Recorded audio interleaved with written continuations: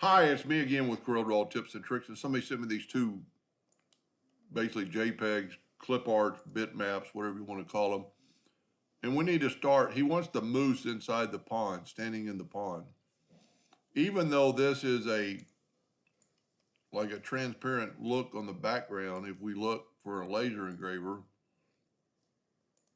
it's still there. Even though it's probably transparent, but I would take care of that first. This picture is only a little over 2 inches big, so we'll set our nudge factor on 3. We'll hit the plus sign and move it over and make a duplicate. We're going to trace this bitmap, outline, trace, clip art. And what this is going to do is basically going to give us this. And now we can move this over here. And if we look, the background is gone. So now what we need to do is, let's nudge that over a couple of times. Let's take a rectangle. And let's take the Smart Fill tool. And what the Smart Fill tool is going to do is going to fill in everything but the scene. And now we can take, whoop, I don't want to move it, I want to nudge it. And now I can left click, right click, go up to object. Well, I don't even have to do that. Let me back up here. I don't even have to do that. All I have to do now is move this over to this picture, grab everything and intersect it. And what that did, that took the background away. So now if we look, well, it didn't do it. Let's back up here. Let me take the picture and get it up here.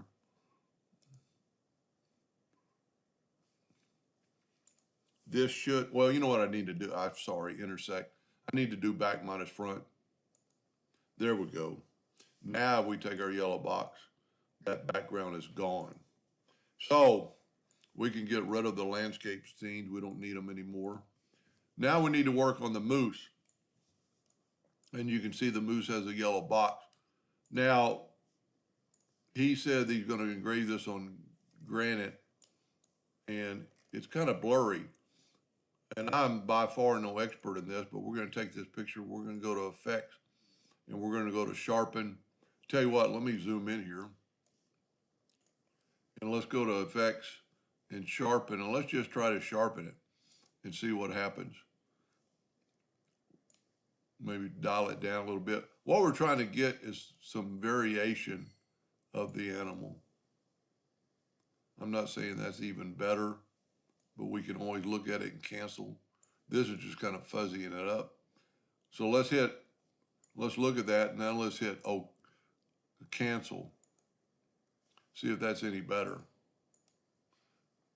Look about the same, so we're just going to leave it.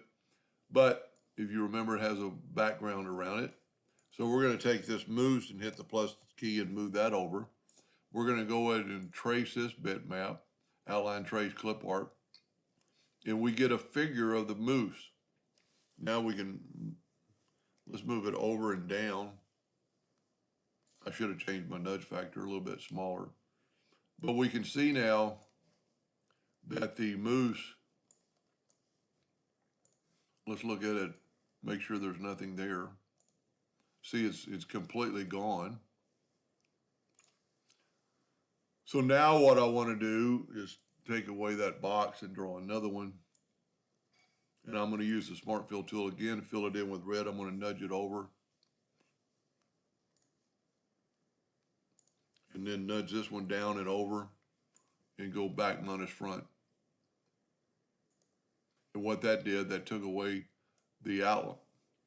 That took away the white background. Now there still might be some cleaning up needs to be done. It looks pretty good. You know, you could clean up his antlers a little bit. Anyway, now we got our moose. Let's enlarge this picture quite a bit so we can kind of tell what's going on. Let's get rid of that moose. And we can bring this moose into our page. Let's make it bigger. But we need to go to Object, Order, Front of Page. Now we have a moose in the pond. You can put him anywhere you want, size him any size you want. His hoofs looks like he's standing on the water, and with this background, you can see a little white of the trace. So you could actually just take this and do two things. You could, X7 or above, you could use a smoothing tool and kind of smooth around that stuff and maybe get it smaller. Sometimes it's not going to work. You're going to take the shape tool itself and just kind of get rid of some of that white. You know, if you don't have a node there, double click on it and just double click on some spots and try to get rid of some of that white. But my suggestion, you can't have him just standing on top of the water. We're going to make it like he's standing in the water. So we're going to take a 2-point line, start moving and hold down the control button. Then because this has been bitmapped now or traced, we'll have nodes. We could add a node right there and delete all these other bottom nodes. Now we take these two nodes and right click your mouse and turn it into a line. And then we can put these nodes up here. You could move this node up and then delete everything below it and hit delete, right click, turn it into a line. Now at some point it might mess up your drawing up top and show a little bit more white, but you can always fix that. So grab the shape tool again and maybe add a node right there and bring that in. Get rid of some of that. And that's probably where you'd want to use a smoothing tool. Let's take the shape tool again, add a node there, and go ahead and add a node there, and add a node there. Then we could delete all these at one time. Delete these two, delete that one, and then turn these into a line. Now it really messed up our picture a little bit, but let's get it down to where he's in the water. And they wouldn't have to be on the exact same plane. But then you could bring your nodes in and get rid of that white glow. So now it looks like he's standing in the water. Let's take away our line. But I would maybe even put a little bit deeper, but he's just barely there. Let's get rid of this. Now what I want to do is Control D and make a duplicate and then take this top handle and just kind of reflect him. And it doesn't have to, even though the mountain is reflected pretty evenly, but that looks pretty fake because it's so good and clear. So what we need to do is click on that item, go to Effects, Blur, and I use Gaussian Blur. Move this out of the way so you see it and see how that blurred it up, and you can go a little more, a little less. And even though the mountain's pretty clear, we're going to leave it like that. Now, he might not be that true, so we could take the transparency docker. Whenever you have an item clicked, it's going to go, and we can make it just a little bit more transparent. And voila. Now, I have no clue how this is going to engrave. And